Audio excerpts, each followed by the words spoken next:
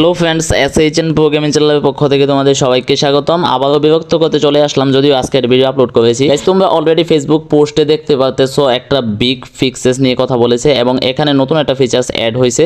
তো এই ফিচার্সটা নিয়ে কথা বলবো আজকে এবং এখানে অনেক কিছু চেঞ্জেস আসছে যেগুলো আমরা দেখাবো। অবশ্যই থাকবে, আমাদের চ্যানেলে নতুন হলে অবশ্যই চ্যানেলটিকে সাবস্ক্রাইব করে দিবা। প্রথমে আমরা ভিডিওটা তোমাদেরকে একটু স্লোলি দেখাই, যদিও এখন পর্যন্ত ভিডিওটা তোমরা অনেকবারই দেখছো। এরপরও কিছু কথা আমরা আজকে বলবো এগুলো নিয়ে।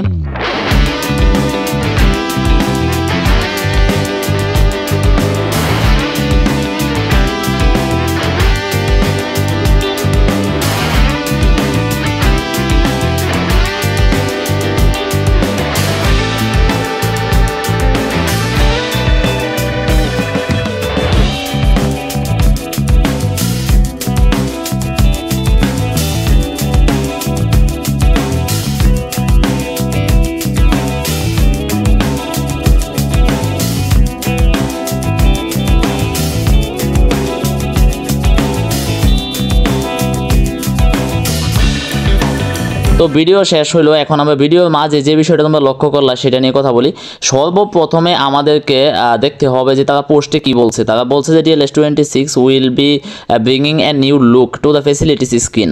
তো এইটা সবটা আমি পড়তে চাচ্ছি না, এটার মানে হচ্ছে এখানে একটা জিনিস তোমরা লক্ষ্য করতে পারো। তারা বলেছে যে তোমাদের যদি এখানে অ্যাকোমোডেশনে প্লেয়ার রাখার জায়গা না থাকে তাহলে কিন্তু সীমাহীন স্পেশাল প্লেয়ার স্টোরেজ দেওয়া হয়েছে।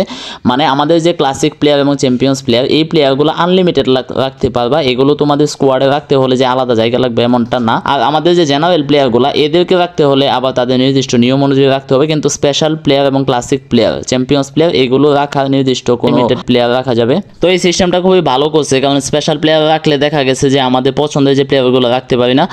সো আমরা এখানে যেহেতু এই সিস্টেমটা চেঞ্জ হয়েছে, খুবই ভালো হয়েছে।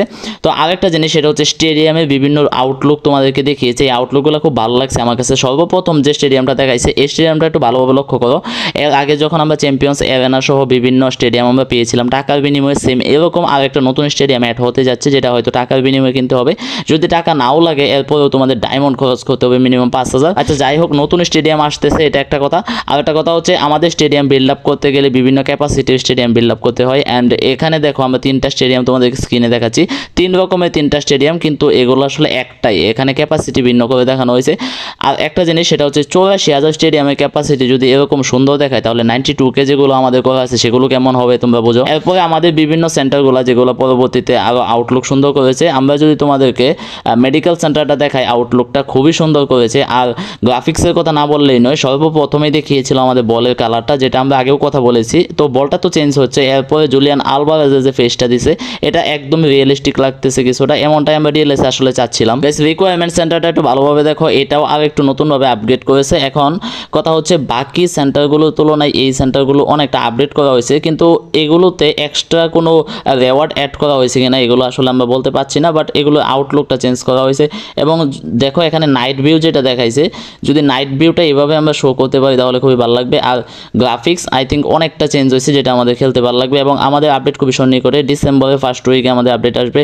সো আপডেটের আগে যাদের আইডিতে কয়েন নেই, আমাদের থেকে কয়েন নিয়ে রাখতে পারো, কারণ পরবর্তীতে যে প্লেয়ারদের রেটিং কমবে অবশ্যই তোমাদের টিমে রাখা লাগবে। আজকে ভিডিওটা এই পর্যন্ত। ভিডিও ভালো লাগলে অবশ্যই শেয়ার করতে পারো, চ্যানেলটিকে সাবস্ক্রাইব করে দিবা। ধন্যবাদ সবাইকে।